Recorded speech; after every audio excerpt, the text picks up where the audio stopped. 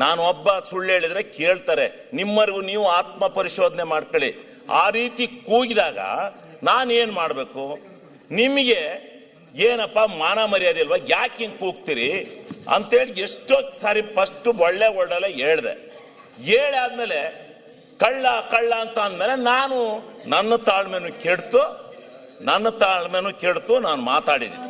ಇಲ್ಲ ಅಂತಿಲ್ಲ. ಅವು ಪದಗಳು ಮಾತಾಡುವಾಗ, ಆ ಬರದಲ್ಲಿ ಮಾತಾಡುವಾಗ ಆಗಿರ್ಬೋದು.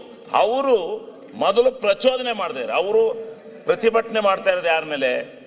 ಇವ್ರ ಮೇಲೆ. ಅಧ್ಯಕ್ಷರೇ, ಮೊದಲು ಕೂಗಿರೋ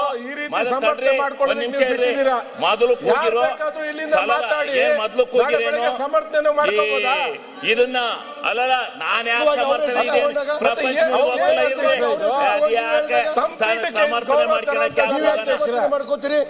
ಸಮರ್ಥನೆ ಏನ್ ಮಾಡ್ಕೊಳಕ್ ಹೋಗ್ತಾ ಇಲ್ಲ. ಮೊದ್ಲು ಕೂಗಿರೋ ಕಳ್ಳ ಇವರು ದರೋಡೆಕೋರ ತಿಮ್ಮಾಪುರ್ಗೆ ಸಹಾಯ ಮಾಡುತ್ತಿರುವ ಶಾಸಕರು ಕೂಗಿರು. ಆಮೇಲೆ ನಾನು ಇದೆಲ್ಲ ಮಾಮೂಲಿ, ನಾನು ಯಾವಾಗ ಎದ್ದು ಮಾತಾಡಿದಾಗ ಅಂದಿರ್ತಾರೆ ಅಂತ ಸುಮ್ಮನದೆ.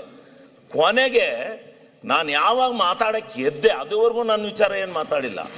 ಎದ್ದ ತಕ್ಷಣ 15-20 ನಿಮಿಷ ನಾನು ಮಾತು ಮುಗಿಸೋವರೆಗೂ 1 ನಿಮಿಷ ಮುಗಿಸಿರೋ ನೀವೇ ಪ್ರತ್ಯಕ್ಷದರ್ಶಿಗಳು. ಹೇಳಿ, ಆತ್ಮಸಾಕ್ಷಿಯಾಗಿ ಹೇಳಿ. 20 ನಿಮಿಷ ನಾನು ಮಾತಾಡಿರ್ಬೋದು. ಅಷ್ಟೊತ್ತಿನವರೆಗೂ ಏನಾರ ನನ್ನನ್ನ ಮಾತಾಡಕ್ ಬಿಟ್ರ? ಅಧ್ಯಕ್ಷರೇ, ಹೌದು, ಆರ್ಡರ್ ಪ್ರತಿಭಟನೆ ಮಾಡ್ತಾ ಇದೀವಿ, ನೀವು ಅವ್ರಿಗೆ ಭಾಷಣ ಕೊಟ್ಟಿದ್ದೀರಾ. ಅದನ್ನ ಅವ್ರು ಕೇಳೋದಕ್ಕೆ ಅವ್ರಿಗೆ ರೈಟ್ಸ್ ಇಲ್ಲ. ಮಹಿಳೆ ಬಗ್ಗೆ ಮಾತಾಡಿದ ಅದು ಹೇಳ್ತಾರೆ, ಈ ಸದನದಲ್ಲಿ ಏನು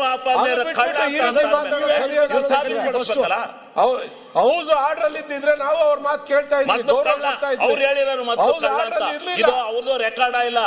ಈಗ ಎಲ್ಲ ಕಡೆ ಹೋಗಿದೆ, ಇವ್ರದ್ದು ಹೋಗಿಲ್ಲ. ಇವ್ರದ ನನಗೆ ಗೊತ್ತಿಲ್ಲ, ಇದು ಹೋಗಕ್ಕಲ್ಲ ಅಂದ್ರೆ ಸ್ವಲ್ಪ ಕಾತ್ ಕಡಿಮೆ ಆಡ್ತದೆ. ಹೋಗುತ್ತೆ, ನಂದು ಹೋಗುತ್ತೆ ಅಂತ ಮಾತಾಡಿದೆ. ಅದು ಅವ್ರದ್ದು ನಮ್ಮದು ಮಾತ್ರ ಹೋಗಿತ್ತೆ, ಅವ್ರದ್ದು ಹೋಗಿಲ್ಲ. ಅವ್ರು ಏನ್ ಮಾತಾಡಿರು ಅಂತ